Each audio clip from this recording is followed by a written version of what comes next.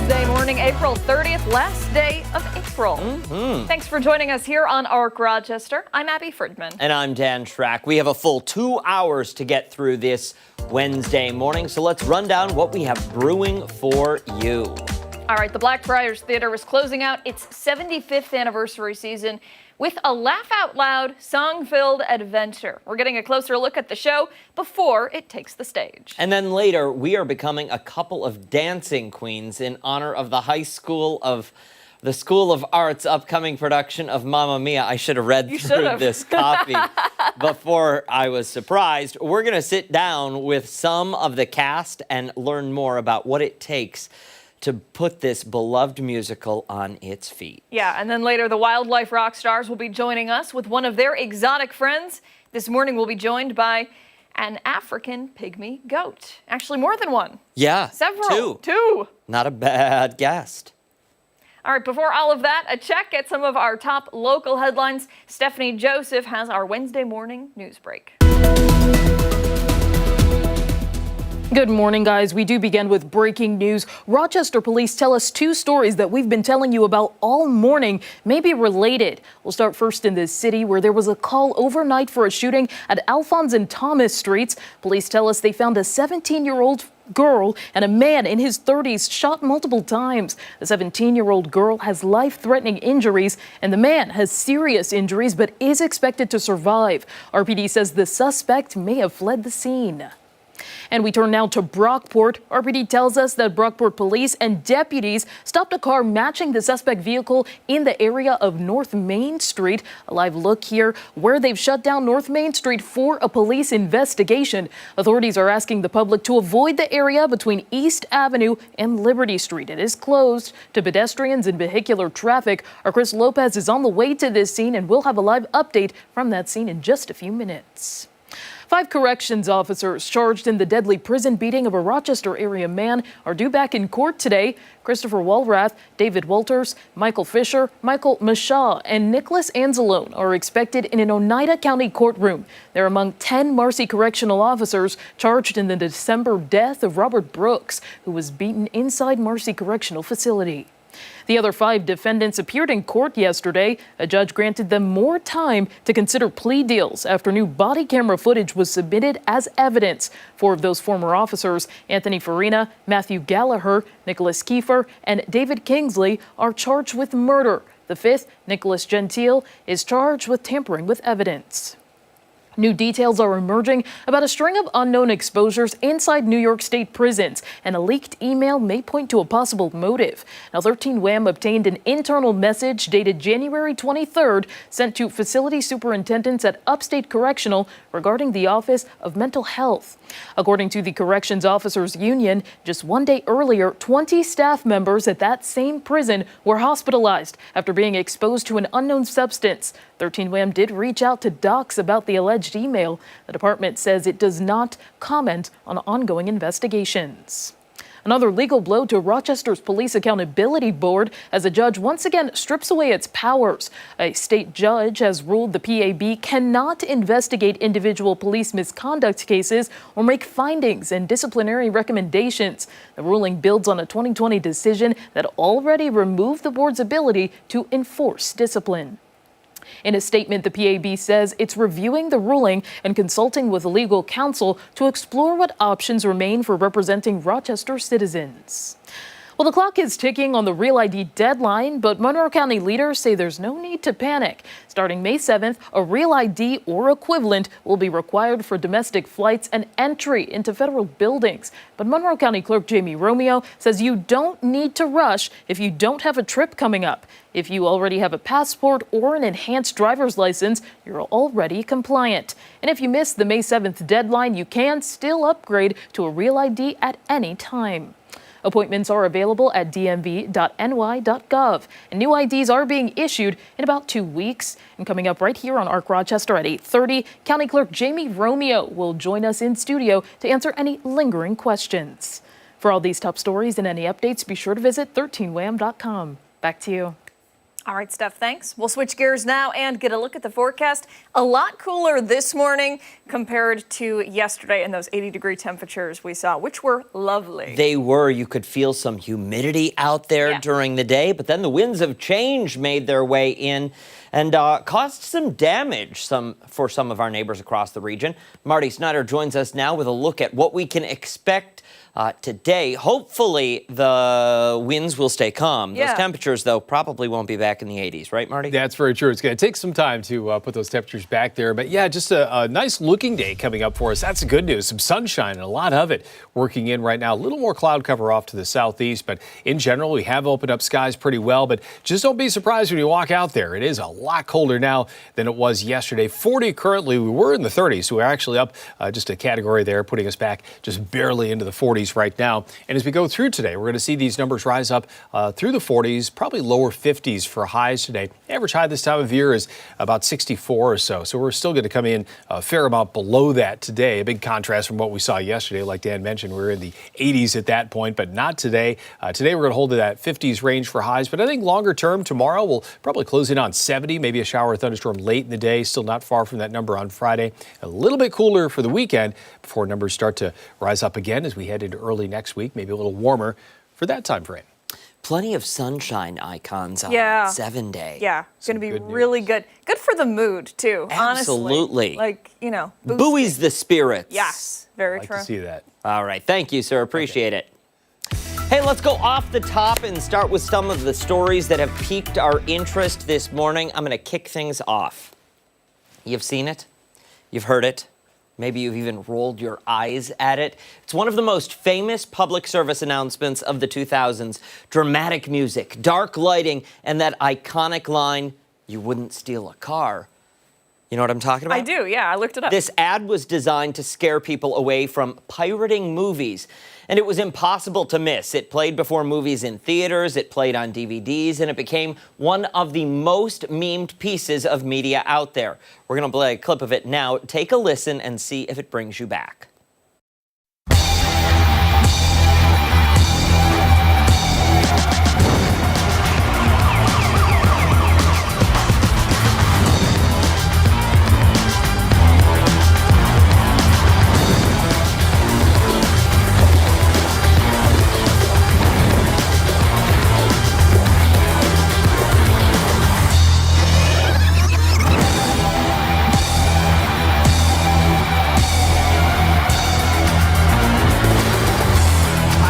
Boy, that is intense. It compared downloading movies to Grand Theft Auto, to handbag snatching, to straight up crimes. But here's the plot twist that just came out this week. The anti-piracy ad may have used pirated font. Yeah, really. A social media user on the platform Blue Sky opened up the PDF files from the original campaign and analyzed that font data. What they found? The campaign used a typeface called X-Brand Rough, which turns out to be an unlicensed, illegal clone of a commercial font called FF Confidential, created by Dutch designer Just van Rossum. Sky News ran their own analysis. They got the same results. Now, there's no evidence that the designers knew this font was pirated back in the early 2000s. That the clone was being shared freely online, but still the irony of all of this, the "You Wouldn't Steal a Car" campaign stole its font. And this, though, isn't the first time the campaign slipped up. In 2006, Dutch musician Melchior Redveld composed music for a local film festival's anti-piracy ad with the agreement that it would only be used for that event. However, later he discovered his music was used in this wider campaign without his permission, appearing on numerous DVDs around the world. Now, as for the font designer, Van Rossum, he took all of this in stride. He told reporters, quote, "The campaign always had the wrong tone. The irony of it having used a pirated font is just precious." That's hilarious. I mean, it's bad. It is. Don't be doing that. Don't be doing it, absolutely. But they used pirated font and pirated the music to make an anti-piracy PSA. Do you think it was a mistake? Do you think it was like, I mean... Yeah, listen, I can't imagine that it was done intentionally. Or do you think it was like, okay, not intentional, but do you think somebody was like, it's all right, we'll let it slide. I can't imagine that somebody would say, what would be hilarious if we did this intentionally. I don't even know that if I would say it was a let it slide situation. I think it was, this font looks like it might be free somewhere on the web. Mm-hmm. Let's use it. And they did. And, somebody else used this song in their piracy ad. It must be, free of rights. Yeah. Royalty free, copyright free. Why don't we just rip it from there and use it in our ad? Wow, we could teach him a thing or two about copyright. We Took could. That big long we class did on. sit in that nice long course. That's why you don't see much tag boarding anymore. But what are you gonna do? What are you gonna do? I just think the whole thing is ironic, and it is funny. They didn't include that in the Alanis Morissette song. They did not. Was that Alanis Morissette? It's like rain. Yeah. That's her, right? Yeah. Yeah, okay. All right, that's what I thought. Yeah. All right, we gotta move on. My story note. Dan, you get really upset when things happen to your car, because it's happened a lot, right? Damage to your car. Yeah. Yeah, all right, so. Who doesn't? Well, I'm gonna tell you who.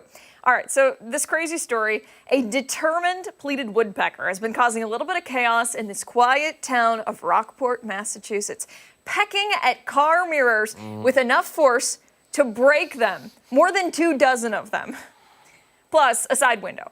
To protect their vehicles, people have started draping towels and sheets and even trash bags over their mirrors, hoping to discourage the bird from seeing the reflection and attacking. The situation sounds frustrating, but a lot of folks in the town are actually taking it in stride. Longtime locals say they've seen woodpeckers before, usually going after the trees or even occasionally pecking at the sides of houses. However, this mirror-breaking behavior is something a little new. People at first thought it was a mischievous kid who might be to blame because the mirrors looked like they'd been messed with. However, it wasn't until someone actually spotted the bird in action working on a truck mirror that mystery was solved. I like working on a truck mirror. He's hard at work. Experts say it's pretty rare for the pleated woodpeckers to go after reflections like this, although it's not unheard of with other birds. They say the likely explanation is that the woodpecker was simply seeing its reflection as a rival and trying to defend its territory, especially because it is mating season. Despite the damage, neighbors say they're mostly amused. Some even say it's been a little fun distraction from everything else going on in the world. One woman joked that she really wouldn't mind a few baby woodpeckers in the neighborhood, just hopefully ones without that same aggressive tendencies. In a town where not a lot of crime happens, a rogue woodpecker attacking the cars just might be the most exciting thing that they've had in a while. And people, honestly, online seem to be enjoying this moment and this attention that they've gained. And look at him. You can just tell, well, not him. The bird looks like he's trouble. That man looks fine. I don't think the bird is thinking that, like, oh, I'm defending my territory. I think the bird is flirting with what they think is a potential mate, flying up to those mirrors saying, hey, good looking, how's it going? Or maybe the bird is becoming very aware that maybe he put on a couple pounds during the winter months. That's probably what it is. I feel that. Sometimes you just want to punch the mirror. It is. Yeah, maybe just avoid the mirror. Wow, that's aggressive. Yeah. Do you drape your mirrors at home? Listen, sometimes you see how messy my hair is. Oh my! You get the picture. Get off it. Either way, I think it's hilarious. It is. Right? It is. I don't know that I would be an angry neighbor. I don't think I would be able to laugh it off. I'd be pretty upset. But you love animals. You're an animal lover. Yeah. Would you shoo the bird away? Yeah. I'd go out there and knowing you, it would attack your whole car. Absolutely. And then go out there and yell, Woody, get away from my car. Yeah. That was good. Yeah. Like, get off my lawn. Yeah. Don't walk on my grass. You know what? Massachusetts too. Like, they're taking it in stride. Yeah. They don't care. Well, they park the car down at Harvard Yard over there. Yeah, that was good. That's what they do. Look Thank at you. Hey, stick around. A lot more to come right here on ARC Rochester. Yeah, and don't forget, take us on the go wherever you are. Stream us live right now on the 13 Wham YouTube channel. We're back right after this.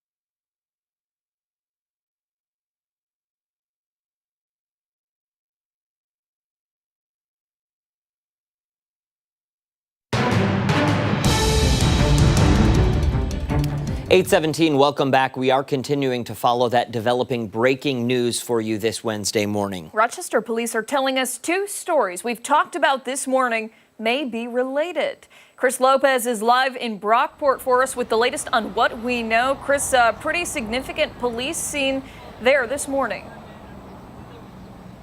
Yeah, we're on the intersection right now, or a roundabout of Main and West Ave. And what I can tell you guys, information is limited at this point, but we do see Brockport police. There's Monroe County Sheriff's. It looks to be a SWAT team that's right in front of a brown house. I see two SWAT officers behind a Pizza Hut as well. We don't exactly know where this investigation is centered upon, but what we can tell you is that it's possibly related to a shooting that happened earlier this morning on Alphonse and Thomas Street.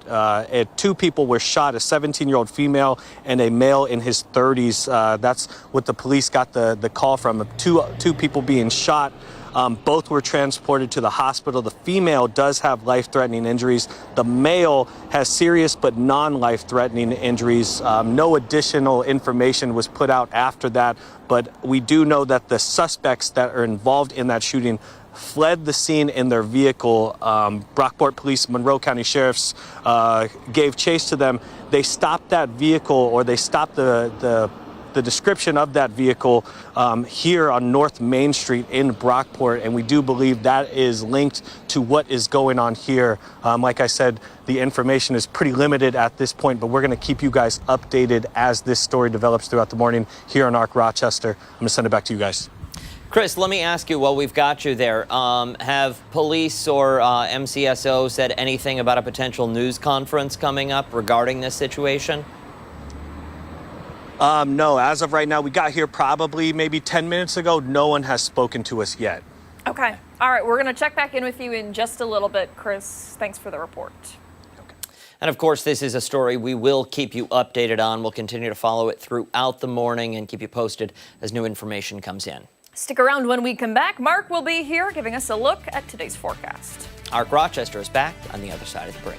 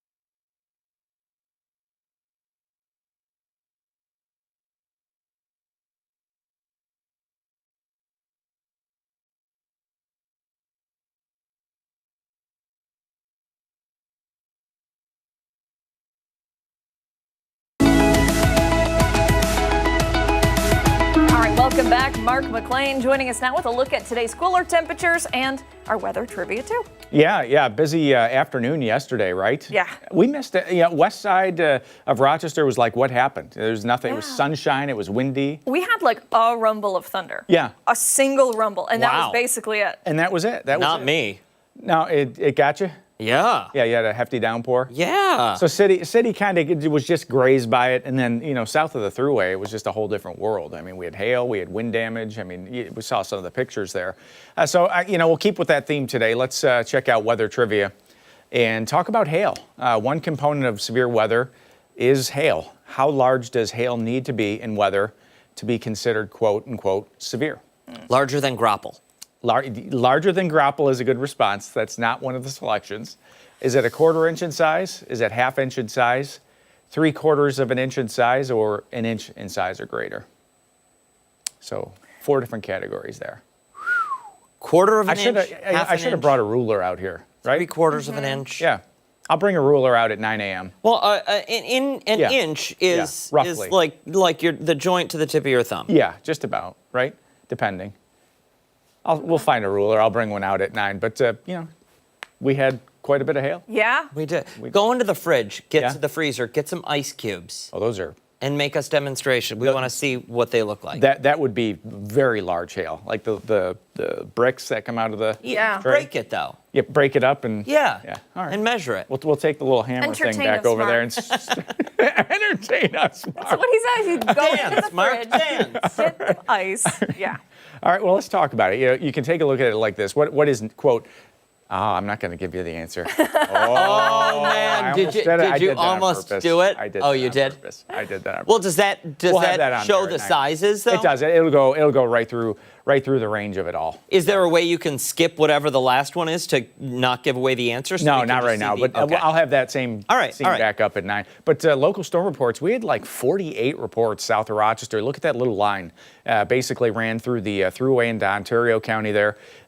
Down in Warsaw had hail 1.8 inches in size. That's about a golf ball size, and 1.2 inches near Pavilion. So those were two of the... That's some serious damage. Yeah, that would potentially put a dent. 1.8 inches could dent sheet metal, could crack a window if it hit it at the wrong angle. No, that's severe. Oh, that would definitely be severe, yeah. 1.8 inches, that's like Midwest style. This is the big story everybody's talking about this morning. Since yesterday, 24 degrees colder than Rochester. Woke up this morning, 38 degrees. It was 83 yesterday afternoon. Yeah. That's amazing. That is an You amazing just flip the numbers. drop in temperature, right? It's Yep. 38 degrees colder in Saginaw back to the west. And we actually have a wind chill. The wind chill is 37 this morning.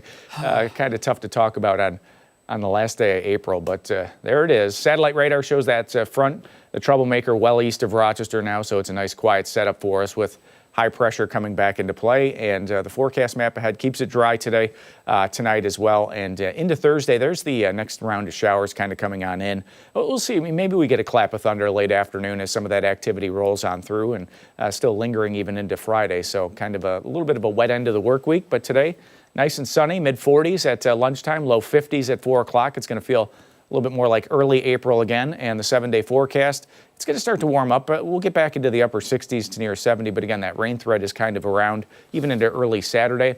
We will start to warm up, quote, significantly again next week. I would not be surprised if we had another run at the 80s by the middle of next week.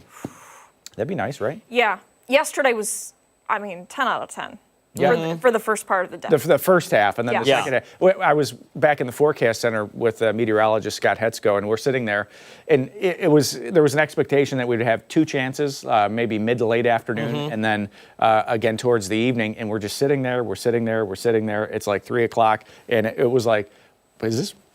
Where are they? Yeah. It's like you're waiting for a cake to bake in the oven, and when's it going to start to rise? Yeah. And finally it started to percolate. And some of the tops on these thunderstorms coming in south of Buffalo, we have a tool that we can look at it and scan the thunderstorm cloud sideways. Some of the tops on these storms were over 40,000 feet into the Wow. atmosphere. So that's how you get the large hail. You need that, the temperature at the top of that cloud is so much colder than the temperature at the base that as all that moisture gets forced up in the updraft in that cloud, it goes to the top of the cloud, and that's where you start to get your hail production.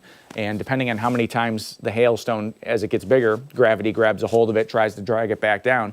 Depending on how many times that hailstone hits that updraft again as it's trying to fall back down, Just keeps getting bigger and bigger and like bigger. tree rings. Like if you've ever cut a tree limb and you looked at the rings of growth and you could see how many years of growth there is on a hailstone, it's exactly the same way. You could actually slice it in half and actually see, how many times that hailstone actually circulated through the top of the cloud. But for things like aviation, that's why they avoid it. You can't have a plane going 400 miles an hour hitting something that's icy and Golf balls. golf ball size hail. It'll go puncture the fuselage. Yeah. Yeah. That would be no bueno. No, not great. No, Yeah. not at all. Looking ahead to the weekend, Yeah. 54 for Saturday. I'm supposed to have a wedding. Well, it's happening. My friends are getting married. Okay. Cool though. Like Indoors, outdoors? it's a good question. We don't know? You know what? If it's outdoors, that's kind of comfortable.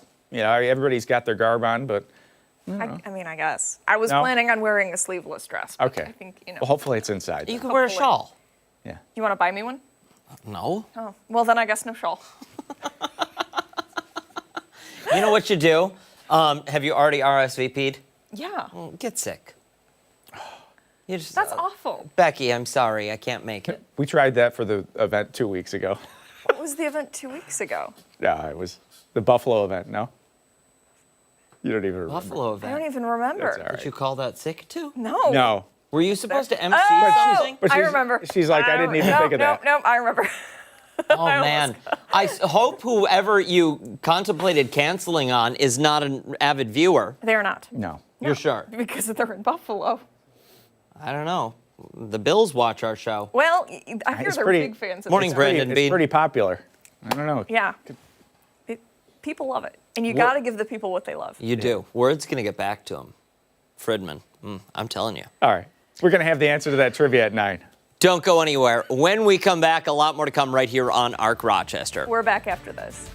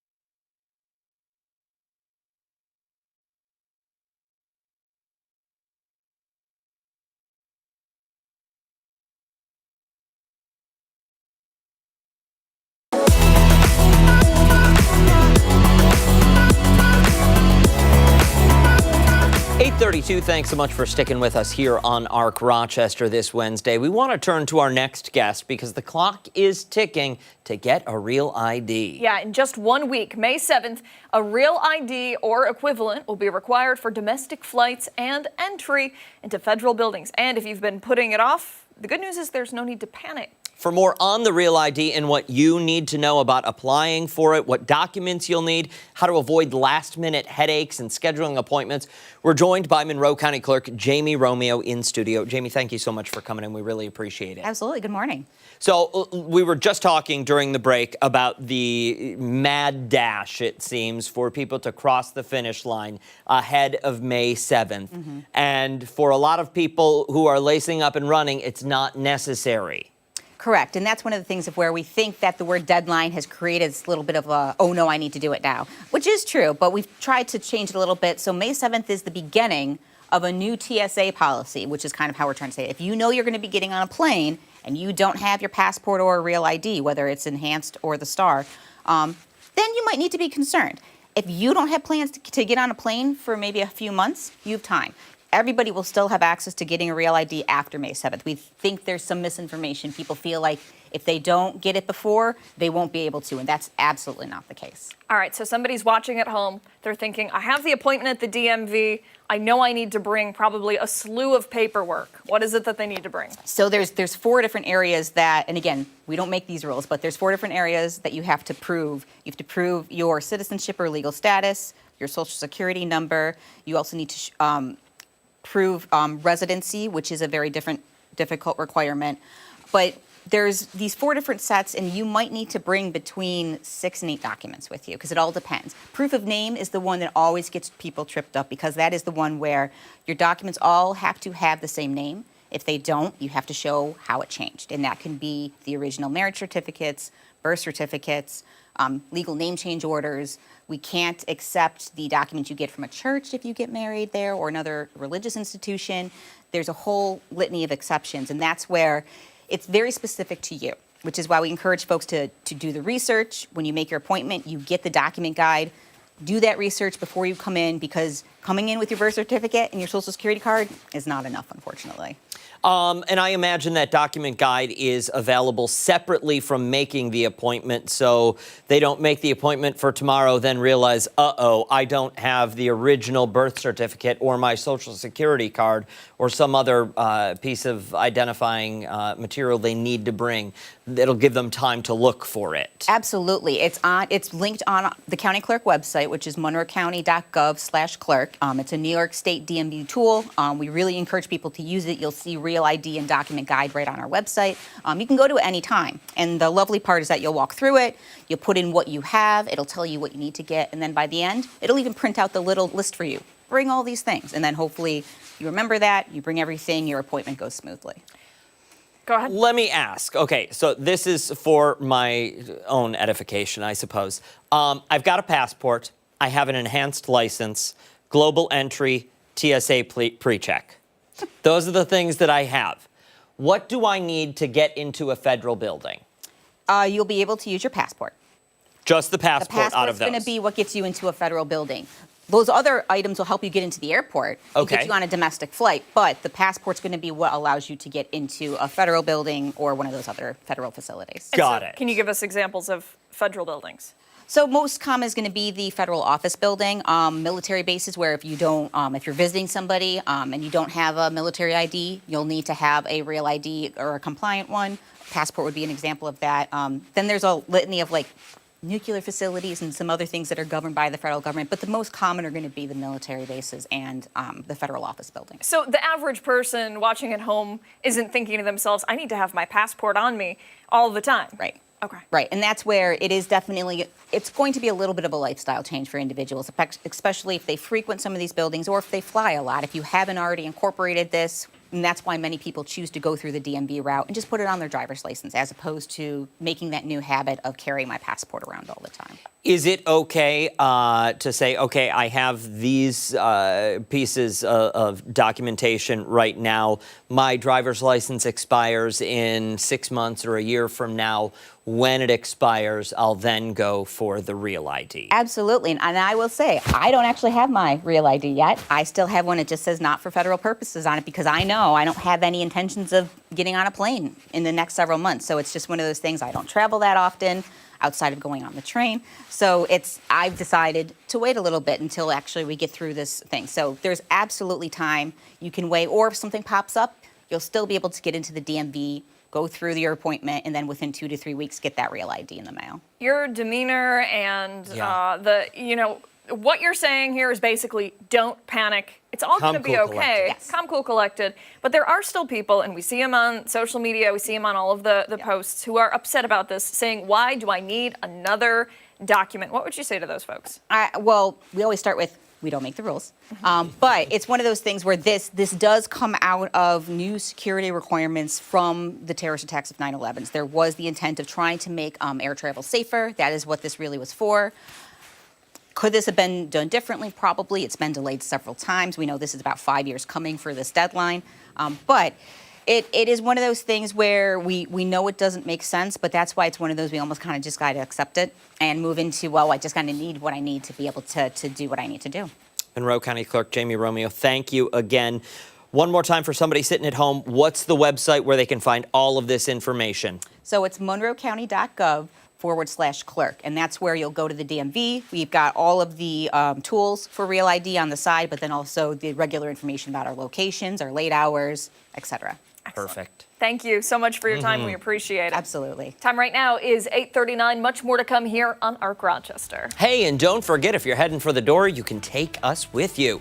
Arc Rochester is streaming live right now on the 13 Wham YouTube channel. Stick around. We're back on the other side of the break.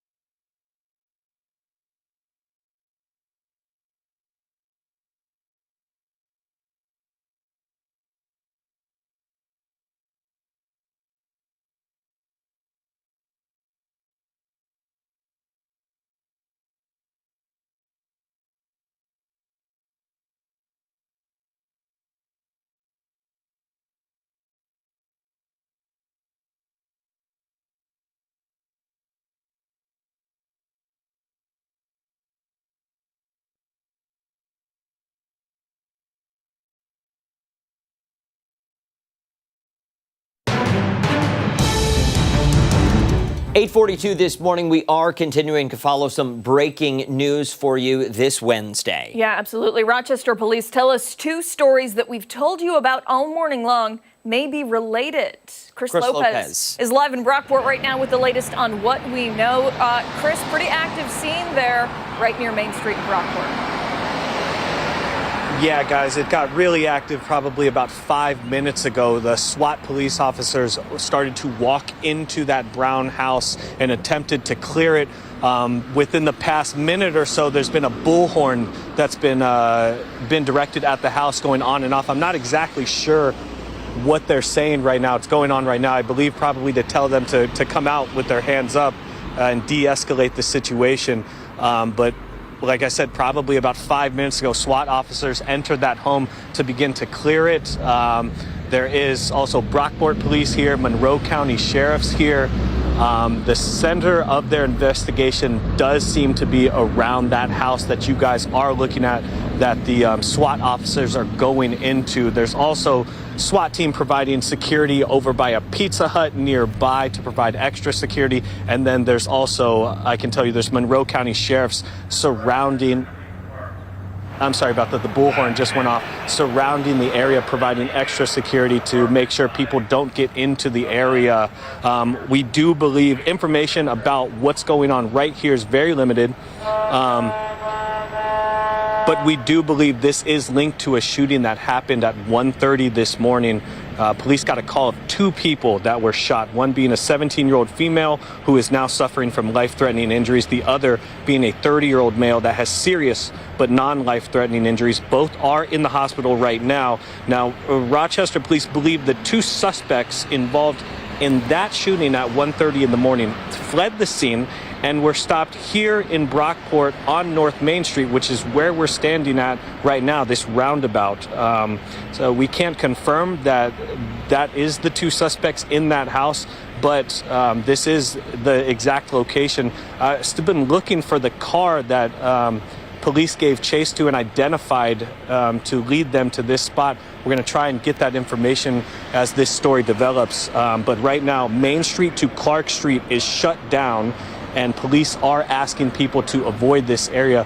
We're going to keep you guys updated as this story develops. Right now, the bullhorn is still going on, and SWAT team as well as police do have this house surrounded. This is a developing story. We're going to bring you the latest here on ARC Rochester. Guys, back to you. Chris, I'm wondering, and forgive me if you mentioned this, we're looking at this video here. Can you understand what they're saying over the bullhorn? No, it's pretty hard to understand right now. Despite police asking people to avoid the area, this roundabout is pretty active with cars. There's a semi truck over to my left, so it's pretty loud. It's not really all that quiet. But I'm going to try and figure that out for you guys. All right, Chris, be careful out there. We're going to check in with you in just a little bit. Hopefully more details to come in just the next couple of minutes or so. New information will be available right here on ARC Rochester and online as well. Stick around. A lot more to come right here on ARC Rochester. We are back right after this.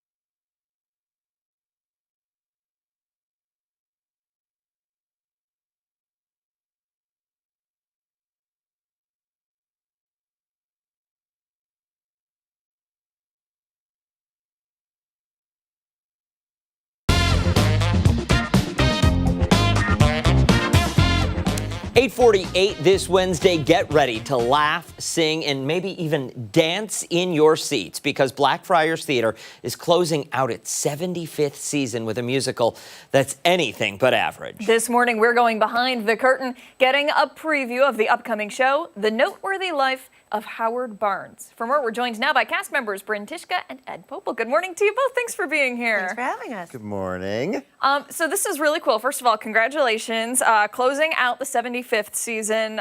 You must be excited to kind of end with a bang. It's huge. It's the most exciting part about it, is that we've got all four artistic directors from the last 45 years involved in the production. So it really has a big legacy feel to it, which is the perfect way, I think, to end the 75th season. How did you get so many people together for this? Well, so Because that's incredible. it is very exciting, and normally we wouldn't be able to do this, but we're kind of trying to pull out all the stops for the end of the 75th. So John Heldupas, who is kind of a Rochester theater legend and still does a lot of set design, he's doing the set, and he was Blackfriars artistic director for 35 years. Danny Hoskins, who preceded me, is directing the show. I'm in the show. Mary Tabali Hoffman, who's our executive director, is assistant directing. So it's a whole big team, and we're all just trying our best to involve ourselves as much as possible. Talk about community. Yeah. That's really what Blackfriars is all about. I mean, it's just such a community vibe and feeling of love, and as music and song and dance and comedy. I mean, my gosh. Yeah.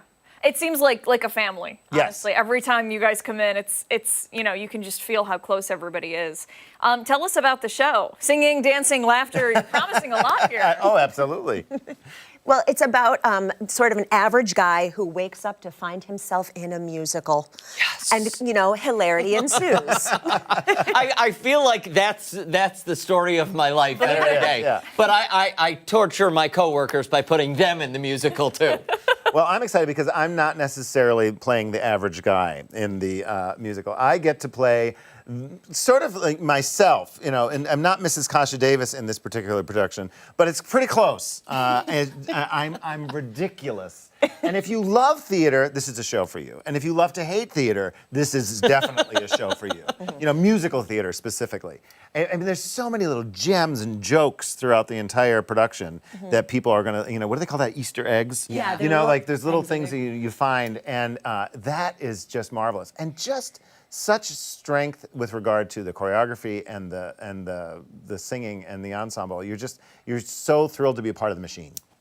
With the music, what kind of music are we talking? There's a lot of, I don't want to say mimicry, but you can feel the different themes of musical theater throughout. And they definitely throw in those very recognizable themes. And it's kind of like poking a really good friend and saying, well, you do that. And that's the fun part of it. And it sort of disarms you for these really heartfelt moments, too, that, you're sort of caught off guard and all of a sudden you're crying before you even know you had an emotion. Because hold on, moment, key change here. Exactly. Right? Yeah, of course. And, it's really special to have those, that roller coaster ride where you're having frustration and anxiety, and then there's this really, really tender, beautiful moment. And even backstage, we're like, oh, wait. Gotta get back into it. Yeah. To go soon. Yeah. That's awesome. It's I'm sure something like you said. People that love musical theater will love it. People that love to hate musical theater will want to see it. What's your message for people out there who are interested but maybe thinking this is a lot all at once? It comes in a small package. It's a big dose, but it is a no intermission musical, 90 minutes. So if you think you want to give musical theater a try, this is really the right one for you because you can come in, get it thrown in your face, and then just decide whether you like it or not. But I think people are going to love it. Yeah. It's got the book is really intelligently written. So all of the jokes, even if you are not a musical theater aficionado, you're gonna get the jokes, and Right. it hits home very Everybody easily. knows Cats and Exactly. Phantom of the Opera, Yes. Sure, Annie, yeah. all of Yes, this stuff. And here's the thing: you can stop at the bar on the way in and make sure you have a cocktail. Boom. And you're set because then everything's even funnier. Everything's You know, better. Not that I have Sold. any expertise in that. No, Back in no, the day. not Back in at the all. day. Talk to us about the audience. Who is this show right for age-wise? My 6- and 7-year-old are going to come see the dress rehearsal. Okay. So honestly, I think if parental guidance. Sure. Because I think there's a couple curse words, and there's some innuendo that will Nothing just they go haven't right heard over before. their Right. Exactly, stuff Yeah. that'll go over their heads. But honestly, we usually say 14 plus for most of our stuff. But like I said, I'm going to take my kids. I think any kid over 10 would be fine. Especially if that kid likes to sing and dance. Yeah. They're going to like the show. And laughter. There's a lot of goofiness for the kids Goofy. too, and it's nonstop action, so the younger people will be able to stay engaged. Oh, very good. Love it. Wonderful. All right, so May 9th through the 25th, yes? Yes. What do we need to know for tickets? You can visit blackfriars.org or call the box office at 454-1260. Perfect. And if you missed that information, we'll make sure to post it on our website, foxrochester.com. But you can go to blackfriars.org right there on your screen. There you go. Thank you both for being here. Thanks for having us. Time right now, 8:54. Much more to come here on Arc Rochester. Stick around. We're back on the other side of the break.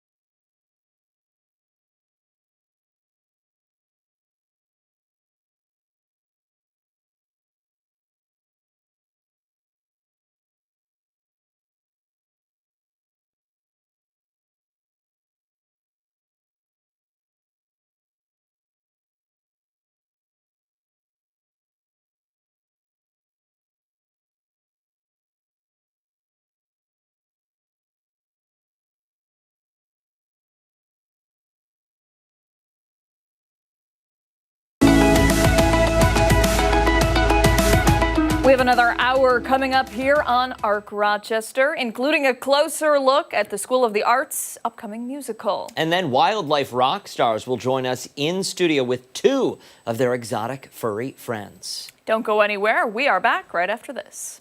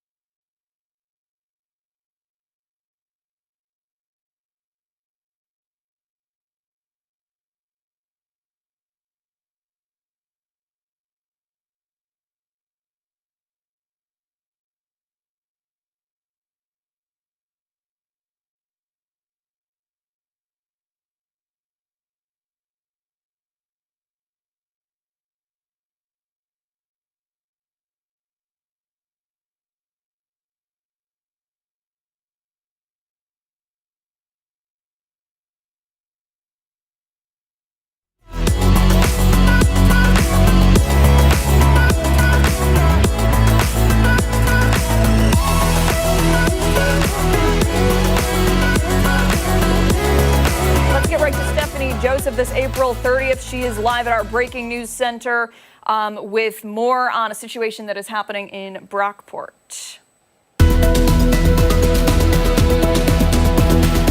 Yeah, guys, it's breaking news that we've been following all morning. Two scenes in Brockport and Rochester may be related. An investigation is ongoing in Brockport at this hour, where Rochester police tell us a suspect vehicle connected to a double shooting in the city may have been stopped on North Main Street. We go live to Chris Lopez in Brockport for us with the latest on what we know. Chris. Hey, Steph. Yeah, the scene's been active now for about 30 minutes. Just recently, within the past probably 5 minutes, SWAT officers did go in to clear that house, and they brought out a woman as well as two children out of that house. They did not arrest the woman or the children or anything. But it looks like they escorted them to safety behind this Red Apple gas station that we're in front of. That's the only activity we've seen come out of that front door.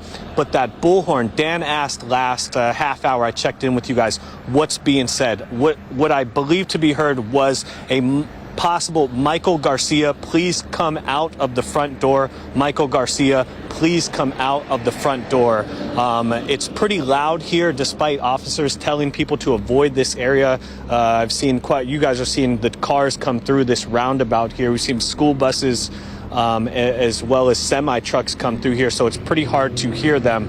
But since we got here, you have Brockport Police, Monroe County Sheriffs, all surrounding this area, as well as that SWAT team that is here. That SWAT team is in front of the house, and this investigation or the activity is really completely now centered around that tan house that you guys are looking at. There's SWAT officers over by a Pizza Hut providing extra security. Police officers have a lot of this Main Street blocked off all the way to Clark Street, so people cannot go down to that area.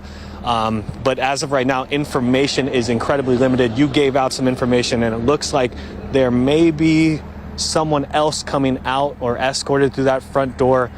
We are about probably a football field and a half away from this house, so forgive me if I can't give you guys a correct description right now. Yes, it does look like they're escorting another person out of that house. It does look like it's a multi-family house, so SWAT officers are going to have to go through, clear each room by room, until they get to those suspects that you were talking about earlier. And like you said, this is linked to a shooting that happened at 1:30, or we believe this is linked to a shooting that happened at about 1:30 this morning. Rochester police believe those two suspects that involved in the shooting fled the scene and were stopped at Brockport on North Main Street, which is pretty much where we're standing at right now. We're going to try and give you guys information as this story develops, but like I said, SWAT is centered around that tan house right now. The bullhorn is being used, and what I believe I heard was Michael Garcia, please come to the front door, and they keep repeating that. But we're going to continue to bring you any updating information as we make our way through this morning here on ARC Rochester. Steph? Yeah, Chris, it does look like the officers over there do have their weapons pointed. Does it seem like there are more individuals who may be coming out of that house? We just saw one leaving in handcuffs. You got a better view than I do from this point. If they came out with handcuffs, that's news to me, and I'm standing right here. That the camera's going to have a much better vantage point. Like I said, I'm about maybe a football field and a half away. They first took out someone. Like I said, it looked to be a mom and her two children out of the house. Like I said, it looks like a multi-family house, so they're clearing out anyone who's in there that's not related to this incident. And if they took someone out in handcuffs, that could be a suspect right there. So good eyes there, Steph. All right, Chris, thank you so much. We will be sure to check back in with you in just a little bit. Meantime, we do have a traffic alert on Brockport-Spencerport Road. The sheriff's office tells us it is closed between Salmon Creek and Campbell Road. That's due to a crash in the area. Drivers are asked to find alternate routes until that roadway is reopened. And for all these top stories and any updates, be sure to visit 13wham.com. Back to you. All right, Steph, thank you for that. A busy news morning out there. This all follows a busy weather evening across the greater Rochester region. We're hoping for some calm today. Yeah, today the sunshine comes back. We get rid of the showers from yesterday. But yeah, it was a busy afternoon. We had several rounds of showers and thunder come across the area, and that's what we had our trivia centered on from earlier this morning. And, one component of severe weather is hail. How large does that hail need to be considered severe in weather? Any guesses at this? I'm going to go with B. Half inch in size? Yeah. Half inch is good, but I think I'm going to go C, 3/4 of an inch. 3/4 of an inch in size is what the National Weather Service uses for severe hail. And get this, the largest hailstone ever fell in Vivian, South Dakota on July 23rd, 2010, at least that we know of. It weighed 1.94 pounds, was 8 inches in diameter, and had a circumference of 18.6 inches. That's a 1.5 feet. Are we sure? So it fell, in these... Becky didn't make this thing in her freezer and throw it outside and say, hey, National Weather Service, look at this. So here's the hard part in these situations, right? You're obviously in some of the most severe weather that's possible. These things are falling on July 23rd. To get this hailstone, you have to go outside when that weather just ends, or maybe they went outside to grab it in that weather, which is incredibly dangerous, okay? And then you have to bring it in, likely your power's out, and you have to store this in an environment that's cold enough to keep it frozen. That's all very unlikely in the middle of July. Your power's out, you've got all sorts of storm damage from something that large. However, I would, just in Becky's defense, we're trying to take her down here, they may have a backup generator. If they're in an area where they deal with this severe weather all the time, they've probably got a generator. It causes more damage to agriculture each year, and unfortunately livestock, which you can't get inside fast enough sometimes during these events, but a lot of damage around here. It's really, really bad for the fruit farmers. All the soft tissues on the apples, the peaches, the pears, some of the softer fruits. You go to our supermarkets, everybody looks, they want the paraffin waxed apple that looks perfect, no dents, anything. You put a little dent in an apple and the market value of that thing goes whoop. Yeah. Sure does. It's applesauce after that. Yeah. If your field gets hit with a hailstorm, it's just the way it is. But hey, what do I have loaded? Oh, the hail size. Right. I wanted to show you this. So, we can pull up scenes like this when we have hail in the area. And, basically you get the non-severe up to about 3/4 of an inch. And then you start to get into the severe variety. And, that's 1/4 inch hail, that 1 inch size hail. Ping pong would be 1.5 inches. Now, we actually had one report from Warsaw area yesterday that was 1.8 inches in size. Oh, my gosh. So look at that size. You're up almost to a golf ball at that point. And then if you get into the crazy stuff, tennis ball would be 2.5 inches, baseball 2.75, and that record that we were just talking about was roughly the circumference of a basketball. That record hail. Could you imagine that coming out of the sky? That's a lot. No. I'm trying to read what those say, and I think the tennis ball says Wimbledon on it. I'm not sure what the golf ball says. It goes by too quickly. I'll have to stop that and actually look. It's amazing. Yeah. It's amazing. Is it a Titleist? It's not great, is what it is. Yeah. Yeah. Okay.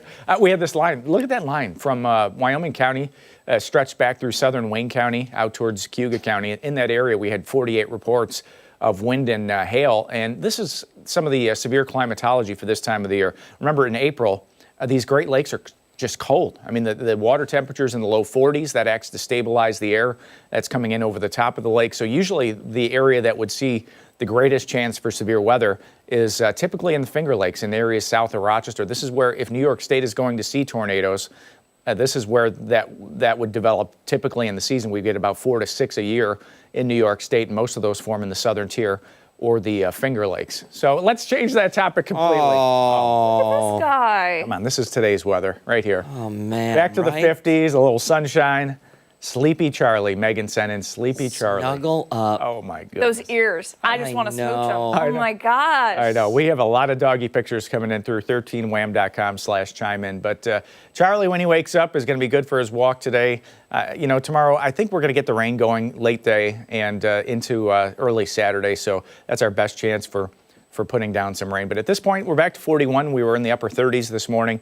The northwest breeze is what's cooling us off thanks to high pressure just back to our west. That front from yesterday is off the coast. It's out of the picture, so you don't have to worry about anything severe in the forecast for today. Here comes the showers. And again, watch the late Thursday afternoon, Thursday evening. We'll get a few of these kind of coming on through. I think the bulk of that is actually going to fall during the overnight. You see that little wave go by and into Friday morning. We'll be chasing a few more showers around, but noticeably cooler. We'll see temps in the low 50s tonight. A little bit of a warm-up heading into Thursday morning. We'll get back to near 70 in the forecast then. Upper 60s on Friday with showers. And your weekend weather, unfortunately, we seem to be timing out some of the coolest air for the weekends. It's great for the yard work, but, some of these, it would be nice if we could sneak some of these 70s to near 80s into the weekend. But we'll get there eventually. Not as cool on Sunday, 60 degrees. And I think by the middle of next week, we're back in the 80s. You know what's nice about this, though? Nice sleeping weather. Yeah, for sure. Really across the board. It's not too hot. It's not too cold. It's, what was that girl's name from the? Goldilocks. It's Goldilocks kind of weather. Yeah, it's perfect. Thank it's you. Perfect. I don't know why I couldn't remember that. Temps back in the upper 30s, and the other part of this was just how big that temperature drop was. Right? We went from 83 to 38. It was drastic. I think 46 degrees, I'll have to take a look. I think 46 degrees in a calendar day is the biggest range of temperature that Rochester's ever experienced. So, I mean, just to do the mental math, that would be like going from 34 in the morning to 80 in the afternoon. Yeah. I mean, so we were at 83 yesterday afternoon. We woke up at 38 this morning. What was the temperature at midnight? What was the low yesterday? That's it. We would have been down into the 50s by that point because that front came through and we had the showers. So we weren't in the 30s by then? No, but if you look at it from a standpoint of a 24-hour period, sure, it's equivalent to one of the biggest drops that we've ever experienced. But it's just not going to show up on a calendar. Let's write that down so that next year when we're asked this, we can remember it. That's big, right? That's big. That's a huge drop. Impressive. Yeah. All right. Thank you, McLean. Time right now is 9:12. Much more to get to this morning, including when we come back. We're previewing an upcoming musical that'll get you in the dancing mood. And don't forget, you can take us on the go wherever you are because Arc Rochester is streaming live right now on the 13 Wham YouTube channel. Hey, we're back after this.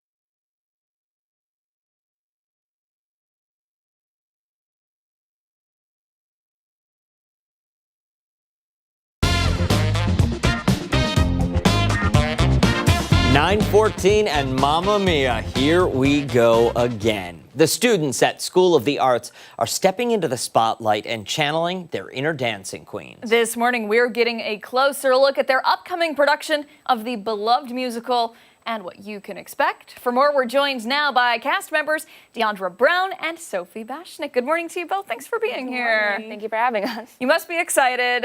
Tell us when is opening day? Tomorrow. All right, so how are we feeling? Nervous. I'm opening tomorrow at 7 p.m. So I'm definitely nervous, but it's going to be great. Everybody's super prepared and we're ready. Excellent. Ready for this. Who do we play in the show? Donna. We played Donna. So we both played the same character. Oh, okay. So I play Donna, but I'm also the student director. I also played Donna, the other cast, and I'm music student director. Wow. All right, so tell us how it all works then. Two different casts, yes? Yes. All right, so how does that work? So only 2 roles are double casted, and that's Donna and her daughter Sophie. And so there will be me and Charisma Jean, who plays my daughter. So we'll go on Saturday at 2 p.m. and Saturday at 7 p.m. And then Sophie and her cast, which is Maya, who plays her daughter Sophie, will be on Thursday and Friday at 7 p.m. Now, how is that determined? I gotta ask, is there a rivalry or anything between the two of you? Or does it bring you guys closer together knowing that you're both trying to achieve the same thing, but maybe with a little bit of a spin?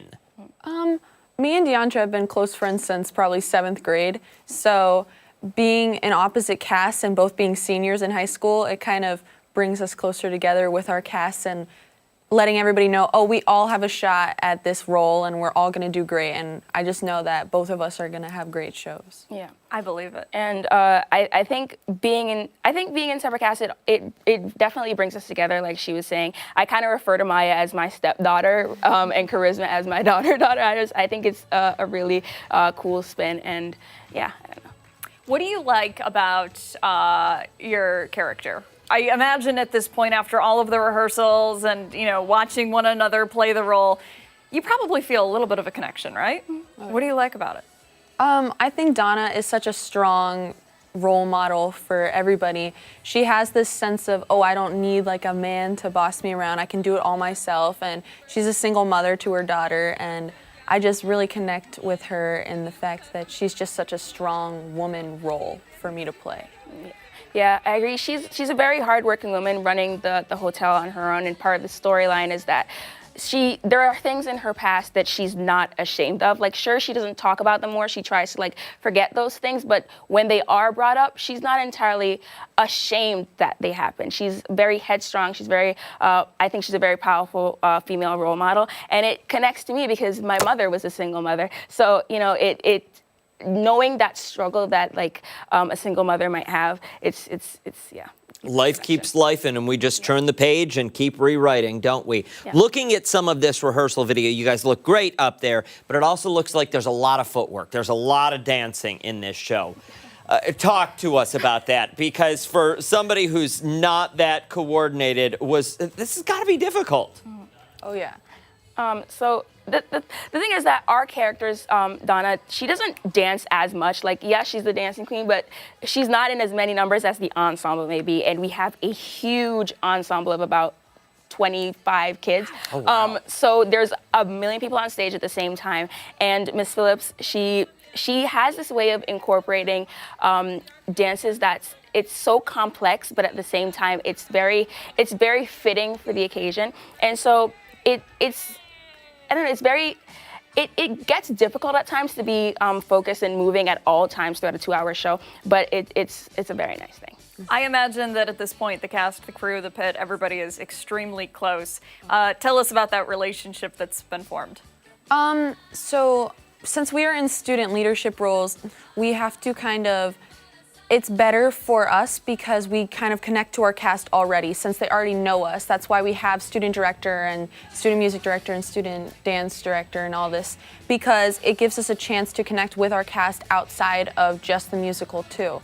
And after so many long days being together and knowing each other and seeing each other in school, it's a tight-knit family of people just having fun on stage, and you can really see that in the videos and in the shows where everybody is just having so much fun to be there and be around each other. I have to ask. We were just showing some rehearsal video, and Abby, you might be able to hear it in the background. Can you hear the singing? Yes. Is that you guys actually singing? Yeah, so that trailer, I edited that on Saturday, and I used videos from rehearsal, and I kind of just blended it in with the ABBA song. So at some points, yes, it's ABBA singing, but those other parts where you can hear those voices, beautiful voices going at it, those are real videos from rehearsal. You guys sound great. Yeah. Thank you. You sound great. Took a lot of work. Yeah. Well, gosh, break a leg from what we've seen. I'm sure it's going to be amazing. For those who want to come see the show, there are tickets still available, yes? Yes. Great. How do they get them? You can go to boxoffice.sodorochester.org and to get your tickets. We open tomorrow night at 7 p.m., Friday night at 7 p.m., which are Sophie's shows, and then I'm on Saturday at 2 p.m. and 7 p.m. Can we get tickets to the door? Yes, you can. Tickets at the door. I wouldn't advise those, though. They're going fast. Yeah, those are going to sell out, so Yeah. go online and get them. Yeah. Good to know. Thank you both so much. Thank we you really for having appreciate us. it. Break a leg. Thank you. Time right now is 9:20. When we come back, we're taking a look at some of the stories that people are talking about this morning. We are back on the other side of the break.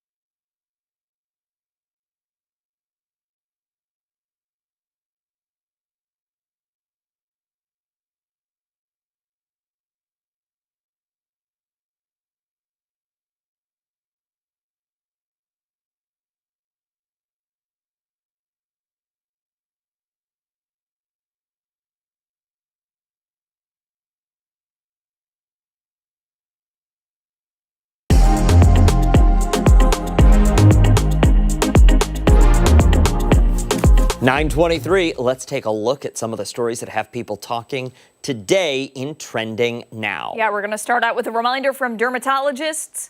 Wash your face. Yeah. Do it. Wash daily, your face, Dan. Daily. A skincare routine is going viral on social media, but for all the wrong reasons. Yeah, it's deemed the caveman method. A TikTok user revealed how she's spent more than 6 weeks not using any products, including water, on her face. She said the point of this is to let her skin barrier rebuild itself naturally. She says the idea is to reset the skin like people in ancient times, and goes on to document that skincare journey in multiple videos. You can see her face, which is not this face, but it is rough, flaky, and discolored. Yeah, many in the comments were horrified with the way her skin looked. It looked rough. Again, this is not her. This is not her. For copyright None of the video. reasons. Yes, and those are not her man hands. Those were man's hands. Okay, It all right. wasn't her. She assured her followers that the dead skin would just flake off and she would look young and fresh and beautiful again. All right, so after the videos went viral, dermatologists started to weigh in and explained your skin will not thrive in a state of neglect. No, experts, just like the rest of your body. Just like the rest of your body. Experts even went on to say that the TikTok user may have a fungal infection that's growing on her face as a result of this. I'm telling you, if you've got TikTok, Google caveman skin routine. Yeah. It looks pretty horrifying. Doctors say do not try this at home and wash your face frequently, which is something you wouldn't think you'd have to say on the TV. You really wouldn't, but you have to, because you have to. Yeah. And there's been a new-ish kind of revelation. There's now speculation that the young woman who is doing this is doing it strictly for views, and that she's faking it. That she's actually putting a clay mask on her face and covering it in makeup. One user saying she did this to get clicks because she's unemployed and wanted the income for going viral. Again, speculation. How this plays out, who knows? Hopefully her face doesn't fall off. Well, I mean, I can't imagine the long-term issues. If that is real and she's actually growing fungus on her face, there are going to be some problems. It looks disgusting. It's pretty bad. Yeah. Yeah. And she's fine with it. Which, more power to you, but you got mushrooms growing on your face. All right. We got to move on. Now to a story, again, strictly for views. A woman is going viral for her quest for perfection. An aspiring TikTok trendsetter is gaining a lot of attention. In a video posted to social media, she admitted to spending over $8,000 on procedures to make herself look as much like a cat as possible. Do you remember this from It's Always Sunny in Philadelphia? I don't. Okay, all right. Oh, God, we're just showing. This is not the woman. That is, though. No. That one is. For copyright reasons, we cannot show the video.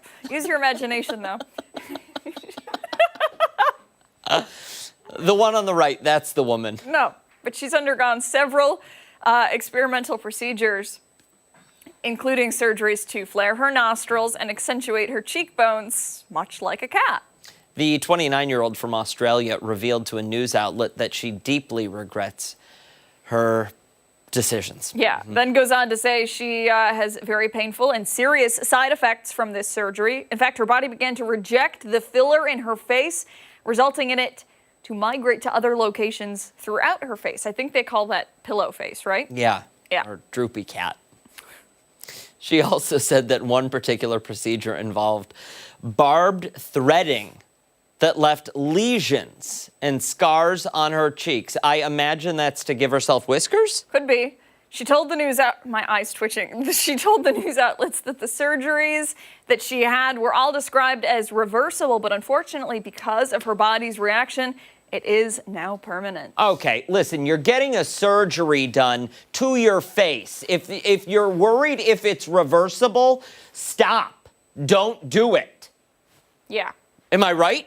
You're right. I'm right. Okay, so the original idea was to turn into a cat and was always intended as a publicity stunt. But now she says she's disappointed.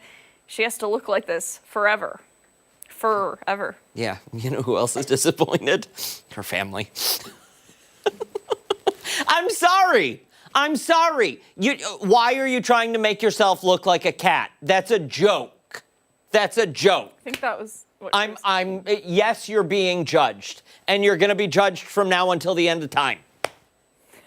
Ridiculous. You know all what? right. If you don't want to end up on the show, just don't do anything dumb. Yeah, honestly, that's all life takes. Don't do anything illegal or dumb and just be a kind human being.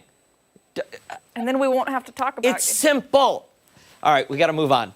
A woman is sharing her horrific experience that she had while traveling to Japan. The woman shared her story in a now viral TikTok that we can't show you, but she explained that she went on a solo trip to Japan. Okay. She felt very safe and very comfortable, and she described that the hotel that she was staying at was highly rated and was a legit hotel chain that had suitable security measures in place. Okay, she said the first night of her stay went smoothly, but the second night is when she noticed something was off. She goes on to say that after her second day of sightseeing, she went back to the hotel, got ready for bed. When she was about to fall asleep, she noticed a weird smell. She said that at first she tried to brush it off, but she then started to notice the smell getting stronger when she shifted towards the sides of the bed. Then she got the idea to look under the bed. No. When no. she did, some eyes were staring. No. When she screamed, a man crawled out from under the bed, stood up, stared at her for a few seconds, and then screamed and ran out of the room. She says she called the police right away. Police and hotel staff are investigating how that guy was able to get inside of her room. She said the hotel gave her a full refund and coupons for that terrifying experience. Ashley, do we know what hotel chain this was? I do. Should I out them? Well, It's like an Asian. Yeah, what is it? brand of. Let me actually look it up. Okay, this is a little terrifying. Fight or flight? What are you doing? Or freeze? I don't know. I would like to think that I'm gonna fight. Yeah. But listen, in that situation, certainly not freeze. No.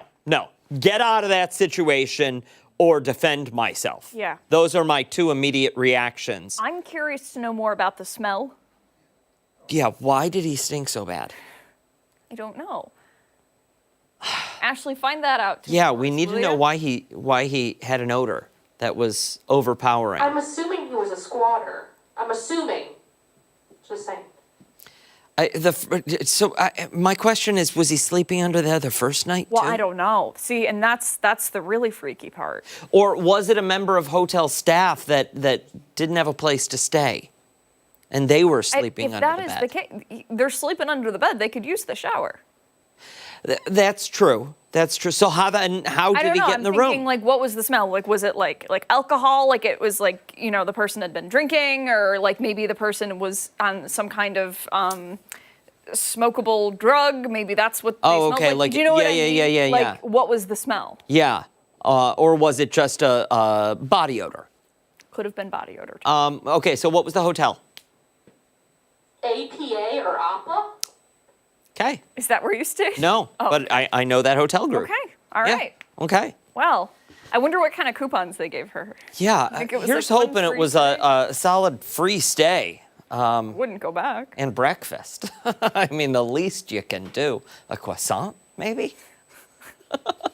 Stick around. Much more to come here on ARC Rochester. Don't forget, take us on the go wherever you are. Stream us live right now on the 13 Wham YouTube channel. We're back after this.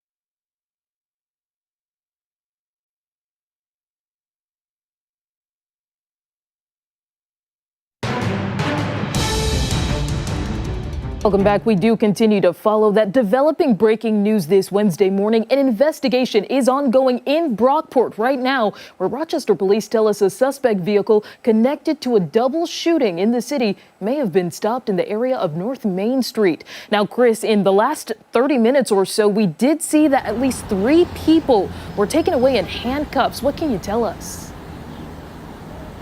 Yes, Steph, those 3 people, it was 1 female and 2 males, and they were taken out by SWAT officers in flex cuffs. They were walked around this gas station, this Red Apple, and we haven't seen them since. Probably about an hour ago, a woman with 2 children were walked out. They were not in flex cuffs at all, but they were walked out, what seemed like to be to safety as those SWAT officers entered that tan home. And like you said, this does seem to be centered around something that happened at 1:30 this morning. That's something being a shooting.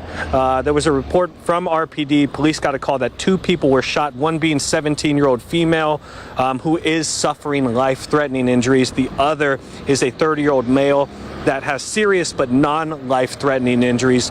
Both are in the hospital right now. And then, like you said, Rochester police believe that the 2 suspects that were involved in that shooting fled the scene, headed here to Brockport on North Main Street, which is where we're at right now. And possibly believed to be in that house, though we did see 3 people get carried out in flex cuffs or taken out in flex cuffs by SWAT. As of right now, this scene is still pretty active, though, even though those 3 were taken out in flex cuffs. There's still SWAT teams that are still here, or a SWAT team that is still here, centered in front of that tan house. There's still 2 SWAT officers that I can see that are behind a Pizza Hut, providing extra security.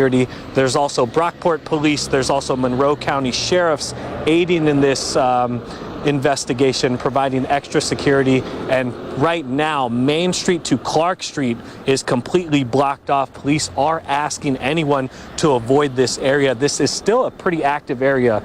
We've seen school buses go through here. You're seeing cars come through this roundabout. And the only street that we know that is blocked off is Main Street to Clark Street. And people have not been going down that.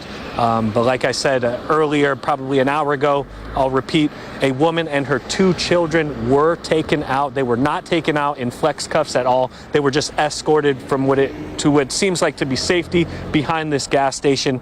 And then 3 people were taken out in flex cuffs, one being what looked like an adult female and 2 being 2 adult males. We will keep you updated. Still no word yet of any type of press conference. We will keep you updated here on 13 Wham, either live on our noon show with you or on 13wham.com. Back to you, Steph. All right, Chris Lopez live for us in Brockport. Thank you so much. And this is a story, again, that we will continue to keep you updated on and bring you any new information as soon as we learn it. Stick around. Arc Rochester returns right after this.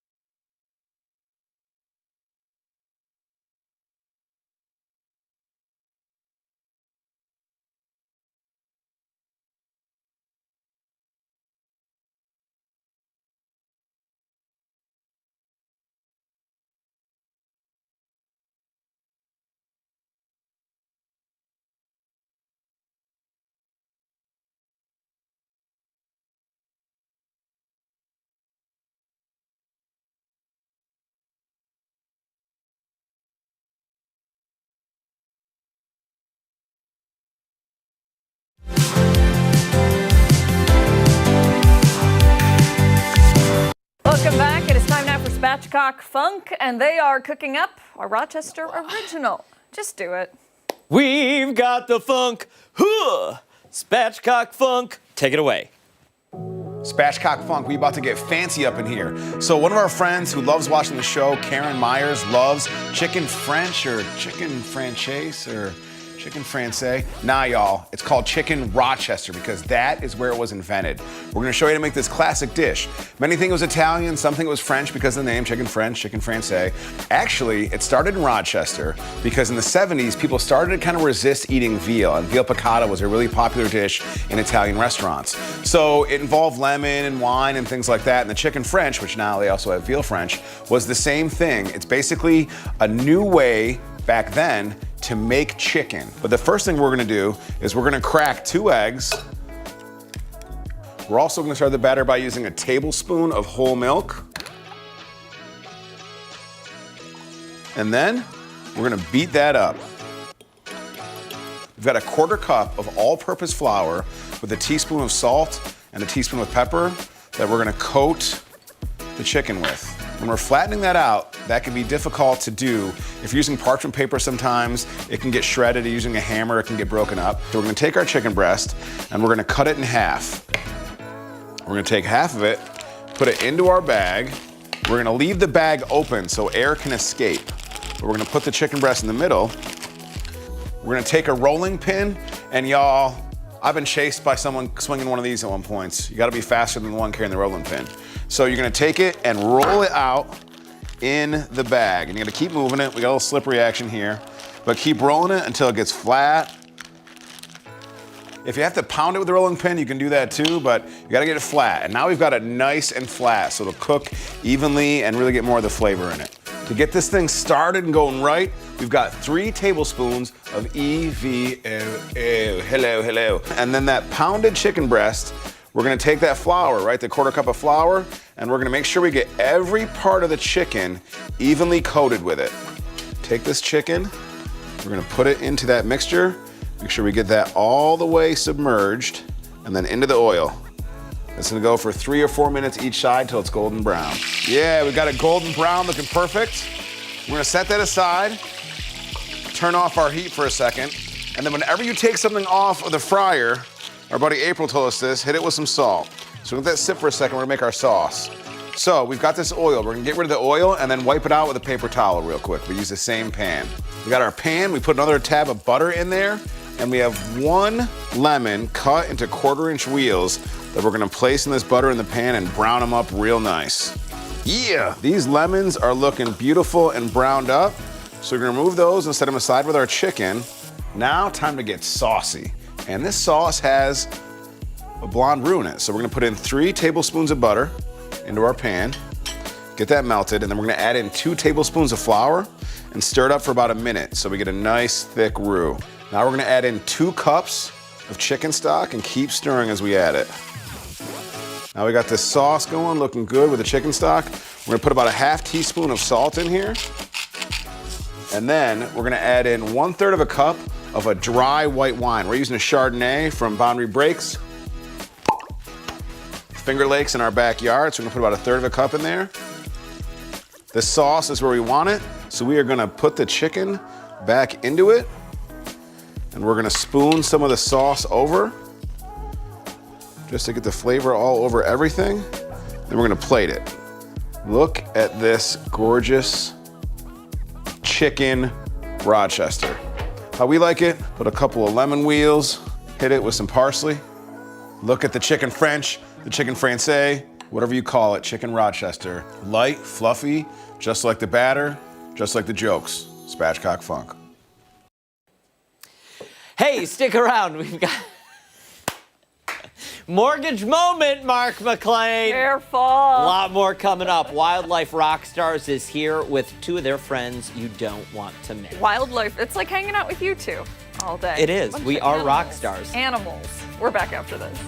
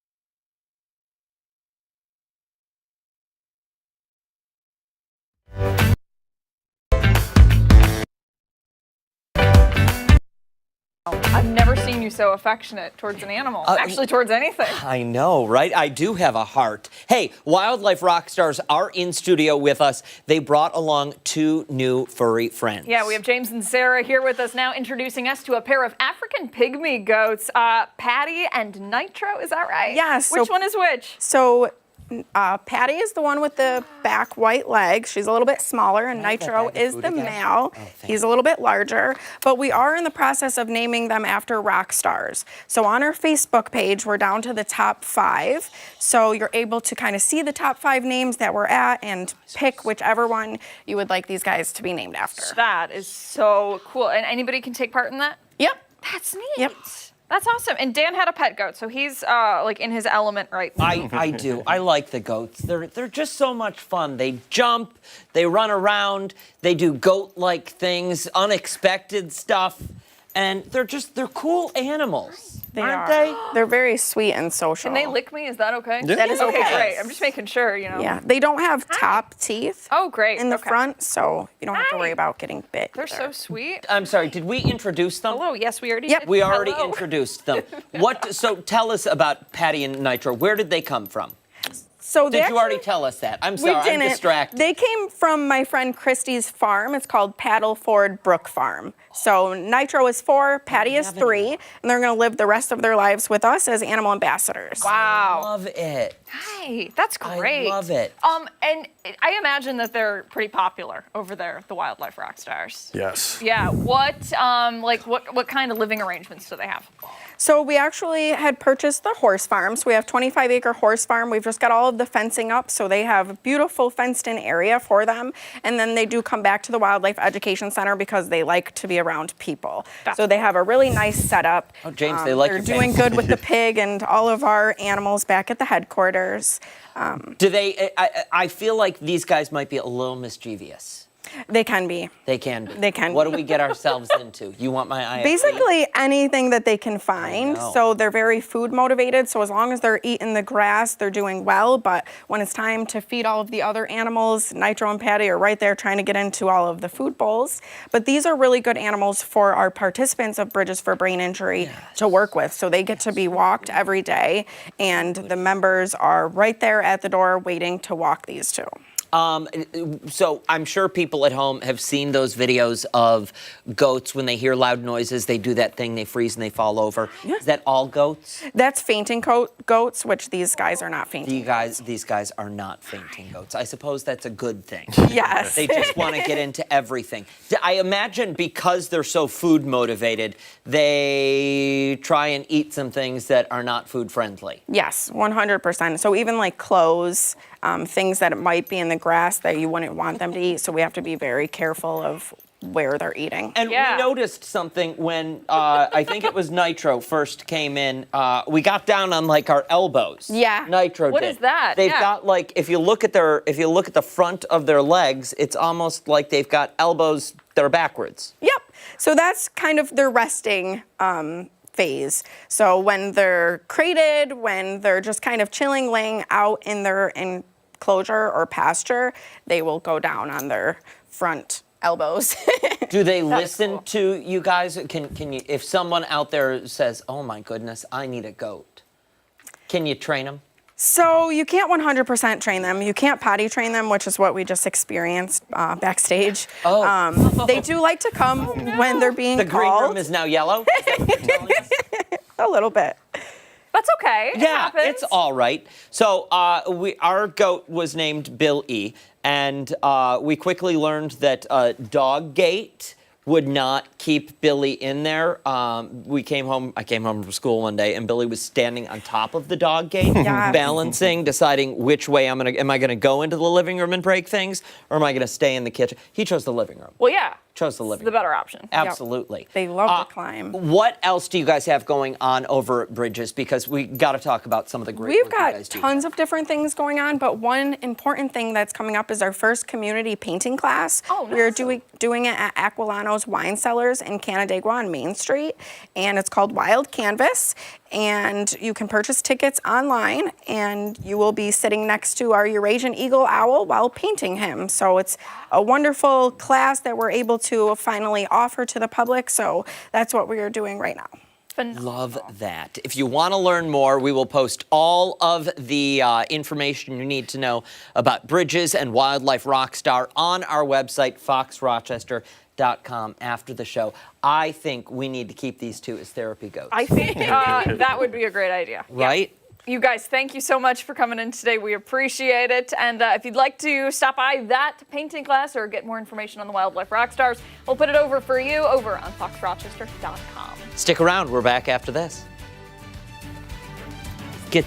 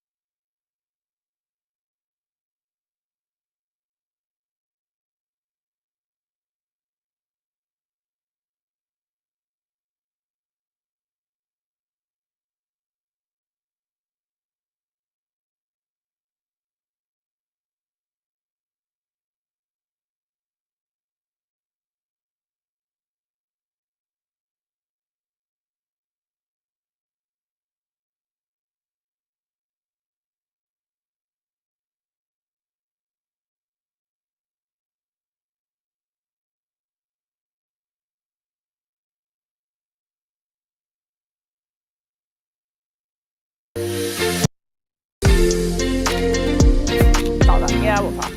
Hey, time for our final thoughts of the morning on Arc Rochester. Those goats were cool. It was cool. best friends forever? Oh, yeah. Oh, that's not not how I know it. Oh, okay, okay. Yeah, I don't know. Yes, the goats. Nitro, cool. Patty. Yeah, they were great.